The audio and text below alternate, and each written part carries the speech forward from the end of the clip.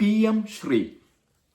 അത് ഒരു പുതിയ വിദ്യാഭ്യാസത്തിന്റെ മാർഗമായിട്ട് കേന്ദ്ര സർക്കാർ ഉയർത്തിക്കൊണ്ടുവന്നിരിക്കുന്ന ഒരു പദ്ധതിയാണ്.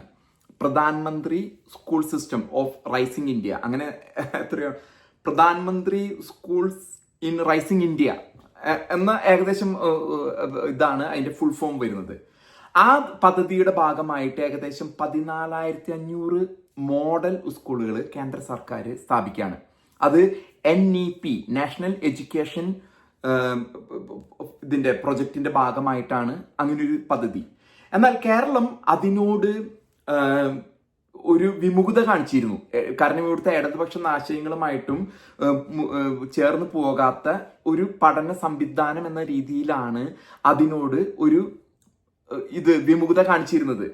ഈ വിദ്യാഭ്യാസ രീതി പ്രകാരം ഹോളിസ്റ്റിക്, അതായത് ഇന്ത്യൻ മിസ്റ്റിസിസം അല്ലെങ്കിൽ ആ ഒരു തത്വശാസ്ത്രപരമായിട്ടും ഫിലോസഫിക്കലായിട്ടും നമ്മുടെ ശങ്കരാചാര്യരും വിവേകാനന്ദനും നമ്മളൊക്കെ ഏത് മതവിഭാഗത്തിലാണെങ്കിലും അവർ ലോകത്തിന് നൽകിയിരിക്കുന്ന ഫിലോസഫിക്കലായിട്ടുള്ള സംഭാവന, അതാണ് ഇന്ത്യയെ ഇപ്പൊ പണ്ട് ബീറ്റിൽസും സ്റ്റീവ് ജോബ്സ് ആപ്പിളിന്റെ ബീറ്റിൽസ് ഈ മറ്റേ പാട്ട് പാടുന്ന ഗ്രൂപ്പൊക്കെ ഇന്ത്യയിൽ 60കളിലും 70കളിലൊക്കെ വന്നിരുന്നത് ആ ഒരു മിസ്റ്റിസിസം ഇന്ത്യൻ ഫിലോസഫി പഠിക്കുന്നതിന് വേണ്ടിയിട്ടും. അതിന്റെ ഞാൻ ബോംബെ യൂണിവേഴ്സിറ്റിയിൽ മാസ്റ്റേഴ്സ് ഇൻ ഫിലോസഫി ചെയ്തിരുന്നു. അതൊരു വലിയൊരു മേഖലയാണ് നമ്മൾ പഠിക്കുന്ന ആ മേഖല എന്ന് പറയുന്നത്. ആ രീതിയിലുള്ള എക്സ്ട്രാ കരിക്കുലർ ആക്ടിവിറ്റീസും പഠന സംവിധാനങ്ങളും സമ്പ്രദായങ്ങളുമായിട്ടാണ് ഇങ്ങനൊരു മാർഗം, അതായത് PM ശ്രീ പ്രധാനമന്ത്രി റൈസിംഗ് ഇന്ത്യ പ്രൊജക്റ്റുമായിട്ട് വന്നത്. നമ്മുടെ കേരളത്തിലെ കമ്മ്യൂണിസ്റ്റുകാർക്ക് ഇത് ദഹിക്കുമോ? എന്നിരുന്നാൽ പോലും അതില് നമ്മുടെ ബഹുമാന്യനായ മുഖ്യമന്ത്രി ശ്രീമാൻ പിണറായി വിജയൻ അതിൽ ഒപ്പുവെച്ചിരിക്കുകയാണ്. കേന്ദ്ര സർക്കാരിന്റെ പദ്ധതിയോട് ചേർന്ന് അത്തരത്തിലുള്ള പഠന സമ്പ്രദായം കേരളത്തിലും വരാൻ പോകുന്നു. ഇടത് ഇസ്ലാമിക ശക്തികളുടെ നിയന്ത്രണത്തിലിരുന്ന വിദ്യാഭ്യാസ മേഖല അങ്ങനെ ഒരു മാറ്റം വരാൻ. സുരേന്ദ്രനൊക്കെ പറഞ്ഞത് ഗോൾവാൾക്കറൊക്കെ ഇനി പഠിക്കേണ്ടി വരുന്ന സുരേന്ദ്രനൊക്കെ പറഞ്ഞിരിക്കുന്നത്.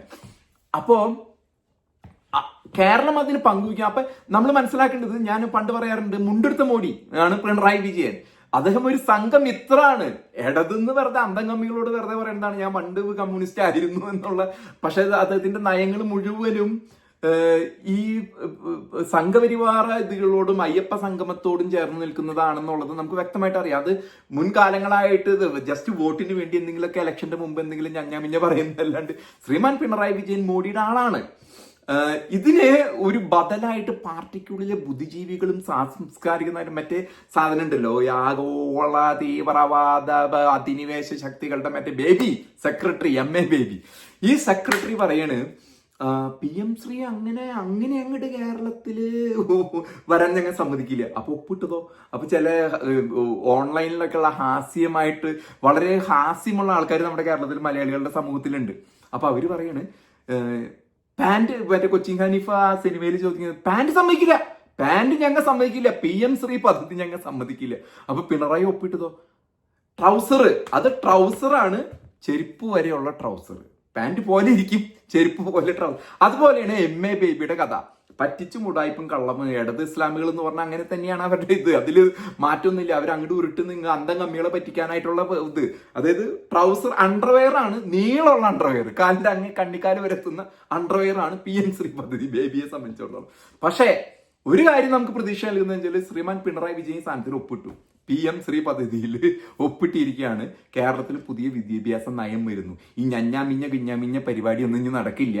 ഇടത് ഇസ്ലാമിസ്റ്റുകളുടെ പരിപാടികളൊന്നും കേരളത്തിൽ നടക്കാൻ പോകുന്നില്ല.